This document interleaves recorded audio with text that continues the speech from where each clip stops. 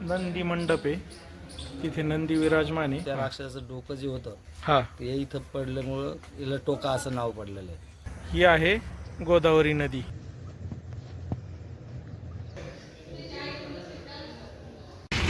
नमस्कार मंडळी, मी संतोष तुमचं स्वागत करतो टुरिस्ट संतोष या आपल्या यूट्यूब चॅनलवर. आज मी आलो आहे अहिल्यानगर जिल्ह्यातील नेवासा तालुक्यातील कायगाव टोका येथे.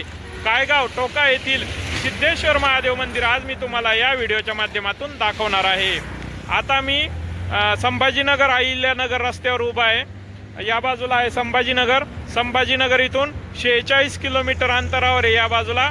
आणि अहिल्यानगर जिल्हा, अहिल्यानगर शहर इथून 66 किलोमीटर अंतरावर आहे या बाजूला.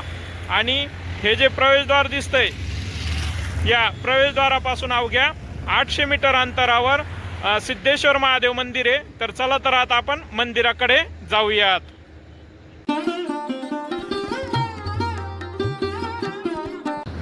या व्हिडिओमध्ये मी तुम्हाला टोका येथील सिद्धेश्वर महादेव मंदिर, भगवान विष्णूंचे मंदिर, माता लक्ष्मीचे मंदिर, गोदावरी नदी आणि येथील परिसर दाखवणार आहे. त्यामुळे व्हिडिओ पूर्ण पहा.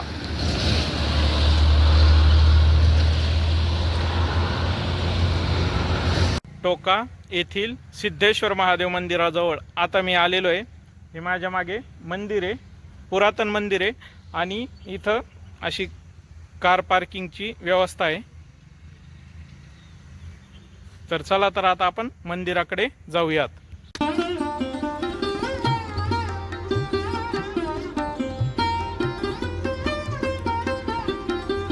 मंदिराच्या तटबंदीच्या बाहेरील बाजूस मारुतीची सुरुवातीलाच मूर्ती आहे.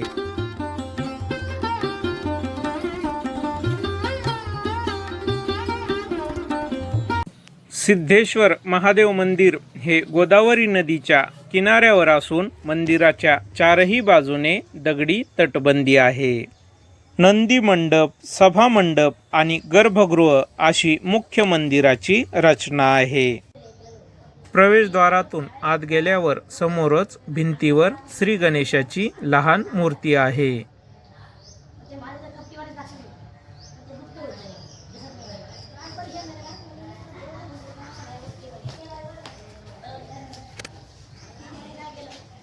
या बाजूला इथं दगडी तुळस आहे.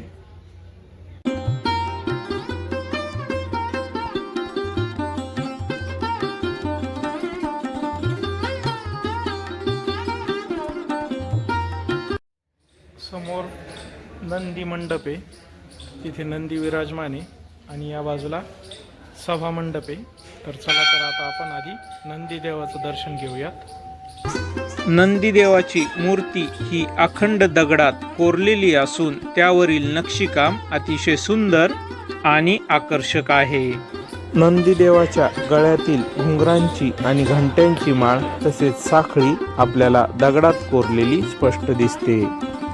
सभामंडपाच्या छतावर राधाकृष्णांच्या दगडात कोरलेल्या मूर्त्या आपले लक्ष वेधून घेतात. सभामंडपाच्या मध्यभागी कासव विराजमान आहे. गर्भगृहाच्या प्रवेशद्वारावर दगडात कोरलेले बारीक नक्षीकाम आपल्याला पाहायला मिळते.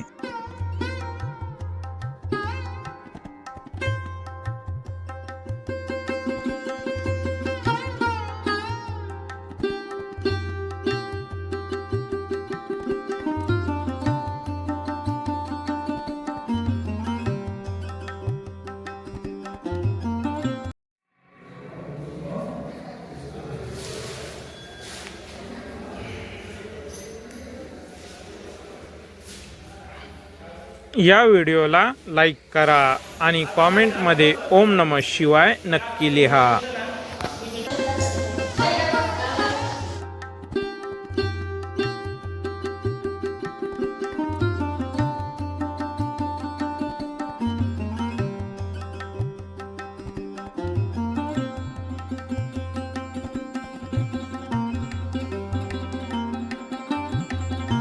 आता आपण सिद्धेश्वर महादेवांचं दर्शन घेतलं. या बाजूला गरुड आहे, विष्णूंचं वाहन, आणि या बाजूला आहे भगवान विष्णू यांचं मंदिर. भगवान विष्णूंचे वाहन हे गरुड असल्यामुळे येथे गरुडाची मूर्ती आहे. या व्हिडिओला लाईक करा आणि चॅनलवर नवीन असाल तर चॅनललाही सबस्क्राईब करा ही विनंती.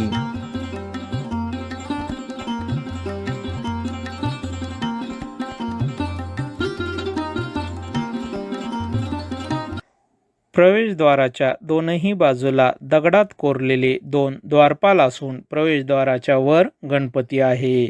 मंदिरात काळ्या पाषाणातील भगवान विष्णूंची मूर्ती आहे.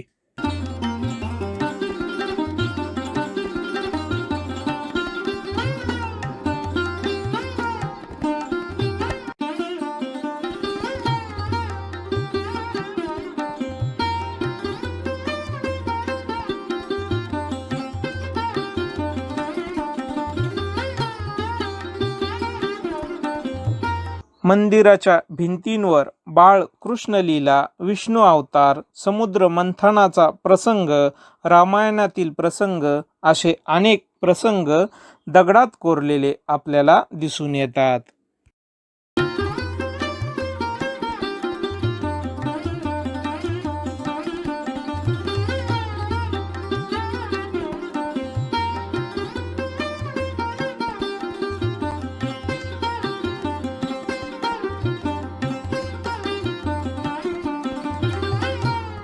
एका आख्यायिकेनुसार त्रेतायुगात रामायणाच्या काळात सुवर्ण हरणाच्या रूपात असलेल्या मारीच नावाच्या राक्षसाला प्रभू श्रीरामांनी ज्यावेळी बाण मारला त्यावेळी त्या राक्षसाची काया ज्या ठिकाणी पडली त्या ठिकाणाला कायगाव आणि ज्या ठिकाणी त्या राक्षसाचे डोके पडले त्या ठिकाणाला टोका असे नाव पडले आणि तेव्हापासून या गावाला कायगाव टोका असे म्हणतात. कायगाव येथील रामेश्वर महादेव मंदिराचा व्हिडिओ मी या अगोदरच आपल्या या चॅनलवर अपलोड केलेला आहे. डिस्क्रिप्शन बॉक्समध्ये लिंक दिलेली आहे, तो व्हिडिओही आपण पाहू शकता. कायगाव येथून 2.5 किलोमीटर अंतरावर आहे. आता आपण भगवान विष्णू यांचे मंदिर पाहिले. आता आपण माता लक्ष्मी म्हणजेच गजरा देवीचे मंदिर, जे की श्रीयंत्राच्या आकाराचे मंदिर आहे, ते मंदिर पाहणार आहोत. श्रीयंत्राच्या आकाराचे हे देवीचे मंदिर हे या ठिकाणाचे महत्त्व आणखीन वाढवते.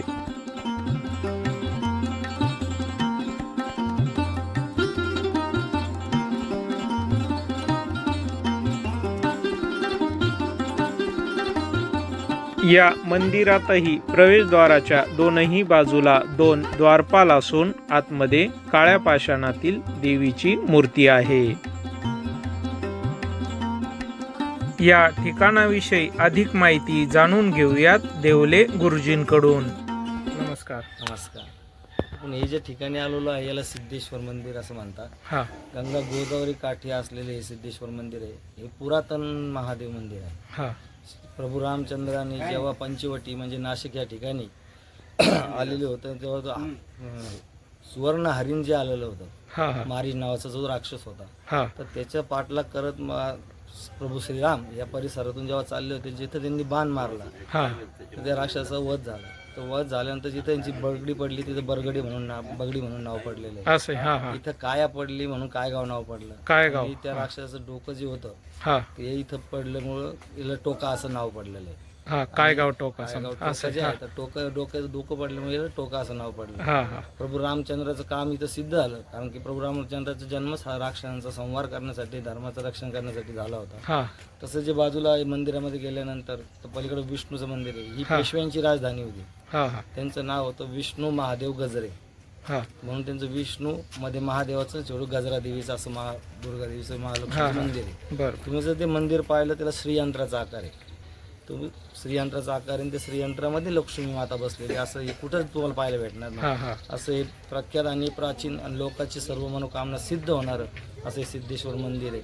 तिथं हे जे 5 मंदिर आहे, सिद्धेश्वर ज्या राक्षसाला मुक्ती भेटली हा, म्हणून पलीकडे मुक्तेश्वर, हा, तसंच समुद्र मंथनातून जेव्हा अमृत कलश निघला होता तर ते घट जो होता नवनीराज अवतार मधला, हा, तो घटेश्वरचा जो घट म्हणजे अमृताचा जो घट होता तो तिथं ठेवला होता. हा, हा, ते घटेश्वर मंदिर आहे. आणि या सगळ्या 3 नद्याचा संगम असल्यामुळे संगमेश्वरी मंदिर होतं. पण धरणग्रस्त आल्यानंतर ते संगमेश्वर मंदिर हे गावामध्ये म्हणजे प्रवारा संगम ह्या ठिकाणी स्थायिक झालं. असं आहे. बाकीचे हे 4 पुरातन मंदिर आपल्याला इथं पाहायला भेटतात. लोकांचे म्हणून शिवरात्रीला या निमित्ताने इथं फार मोठा उत्सव राहतो. हा. पहिले इकडं सगळे काटे गवत होते, हा हा पण बालब्रह्मचारी महाराजांनी हे पुनर्जीवन दिलंय मंदिराला. सगळ्या जीर्णोद्धार करून त्यांनी हे नाव रूपाला आणलं. त्यांची समाधी नदीच्या पलीकडच्या साईडला आहे. हा त्यांनी या मंदिराचा पूर्ण सांभाळ केला व आज आपल्याला जे दिसतंय आपण पण येऊ शकतो. हा हा हे फक्त सद्गुरू बालब्रह्मचारी महाराज हा. यांच्याच आशीर्वादाने तुम्ही इथपर्यंत येऊ शकता. बरं बरं, ठीक आहे, धन्यवाद.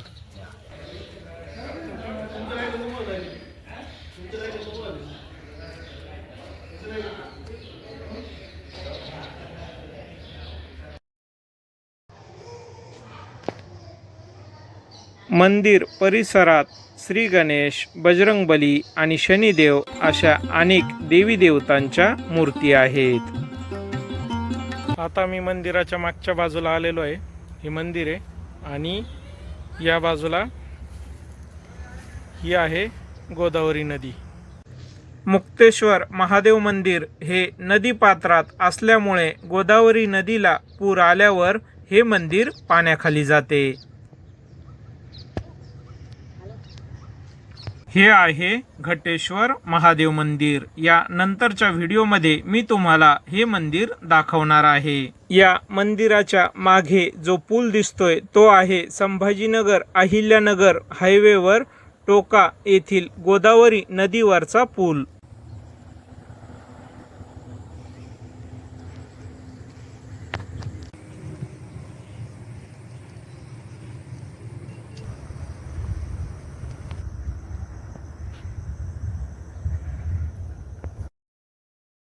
या व्हिडिओला लाईक करा आणि जास्तीत जास्त व्हॉट्सअप ग्रुपवर शेअर करा. शेअर केल्यामुळे इतरांनाही या ठिकाणाची माहिती होईल आणि सिद्धेश्वर महादेवाचे दर्शन घडेल. तुम्ही जर संभाजीनगर अहिल्यानगर रस्त्याने जात असाल आणि तुमच्याकडे जर वेळ असेल तर हायवेपासून अवघ्या 800 मीटर अंतरावर असलेल्या या सिद्धेश्वर महादेव मंदिराला अवश्य भेट द्या. श्री सिद्धेश्वर महादेव आपल्या सर्वांच्या मनोकामना पूर्ण करो हीच प्रार्थना करतो आणि निरोप घेतो. लवकरच पुन्हा भेटूया एका नवीन ठिकाणी नवीन व्हिडिओमध्ये. धन्यवाद.